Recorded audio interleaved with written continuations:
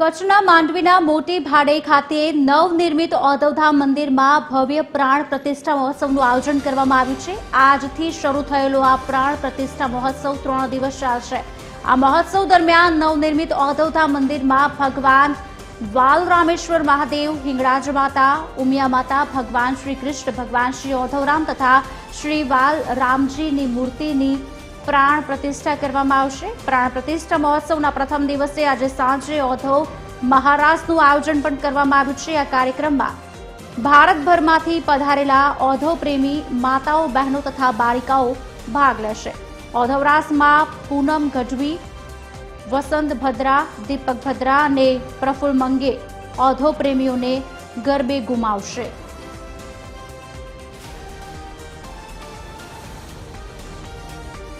आज अंगे વધુ વિગત આપશે સંવાદદાતા ભાવેશ સિંહ રાજપૂત માંડવીથી લાઈવ જોડી ચૂક્યા છે। ભાવેશ, શું વધુ વિગતો પ્રાપ્ત થઈ રહી છે? 3 દિવસ આ ઉત્સવ ચાલશે।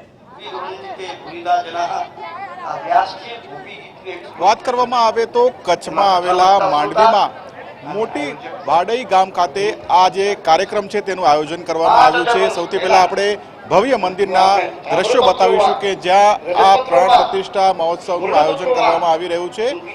ઔધવરામ નગર ખાતે આ સમગ્ર આયોજન કરવામાં આવ્યું છે, જેમાં કચ્છી ભાનુશાલી સમાજના આગેવાનો છે તેઓની દ્વારા આ જે મંદિર છે તેના નિર્માણ કામની પ્રક્રિયા છે તે કરવામાં આવ્યું છે। અત્યારે હાલ આજના દિવસમાં અલગ અલગ કાર્યક્રમો છે અને આગામી 3 દિવસ સુધી આ મહોત્સવનું આયોજન કરવામાં આવ્યું છે। અત્યારે આપણે જે દ્રશ્યો જોઈ રહ્યા છે કે જ્યાં પરમ પૂજ્ય સંત શ્રી હરિદાસજી મહારાજ છે તેમના આશીર્વચન ચાલી રહ્યા છે અને મુંબઈ, દિલ્હી અને દેશના અલગ અલગ રાજ્યોમાંથી જે હરિભક્તો છે તે અહીંયા આવ્યા છે અને તેઓ આશીર્વચનનો લાભ લઈ રહ્યા છે। અને સાથોસાથ વાત કરીએ ત્રિદિવસીય મહોત્સવમાં આજે સાંજના સમયે ઔધવ રાસ એટલે કે એક એવો રાસ કે જે પરંપરાગત છે તેનું આયોજન કરવામાં આવ્યું છે અને જેમાં 5000 જેટલી જે મહિલાઓ છે તે એક સાથે મહારાષ્ટ્રમાં ભાગ લેશે। આપણે અહીંયા કેટલાક આગેવાનો સાથે પણ વાત કરીશું।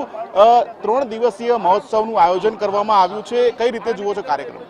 બિલકુલ, માંડવી તાલુકાના ભાડઈ મોટી ગામે શ્રી ભાનુશાલી મહાજન દ્વારા ભગવાન શ્રી ઔધવરામના નવા મંદિરનું નિર્માણ કરવામાં આવ્યું છે।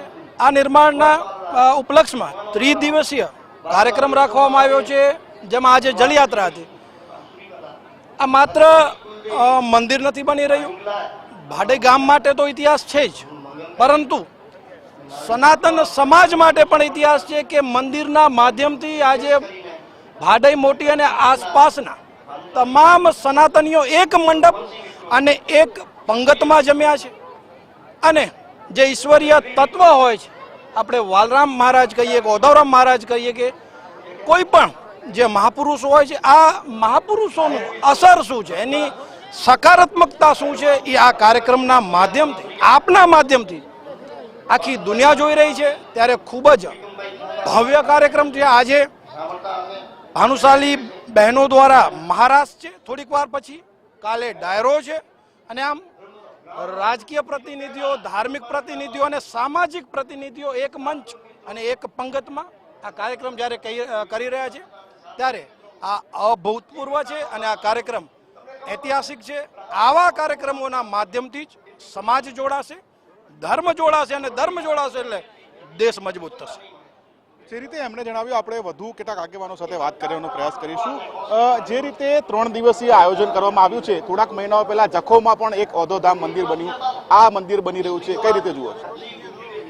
પરમ પૂજ્ય ઔધવરામજી મહારાજ, ભગવાન ઔધવરામજી મહારાજનું આજે ભાડઈ મુકામે ભાનુશાલી મહાજન અને કંઠીપટ સમસ્ત મહાજનો દ્વારા આ મંદિરનું નિર્માણ, આ ખાલી મંદિર નથી પણ સમસ્ત ઔધવ પ્રેમીઓનું એક આસ્થાનું પ્રતીક છે અને આ આસ્થાના પ્રતીકમાં ભાનુશાલી સમાજની એવી લાગણી છે કે સમસ્ત સનાતન ધર્મ પ્રેમીઓ આ મંદિરમાં કાયમી આવે, કાયમી આ ક્ષેત્ર ચાલુ હોય અને આ ખાલી ગામનું મંદિર નહીં પણ એક સનાતનનું મંદિર બની રહે એવી અમારી સૌની લાગણી છે।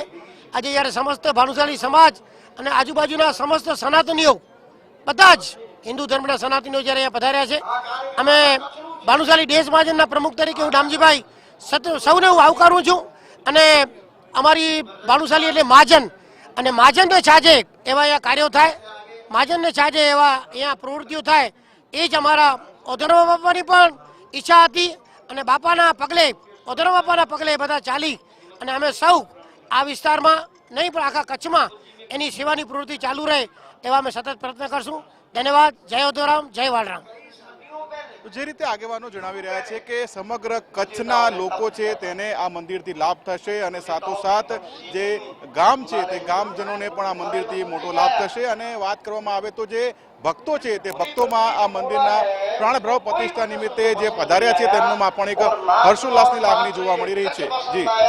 જી ભાવેશ, આભાર સમગ્ર માહિતી આપવા બદલ.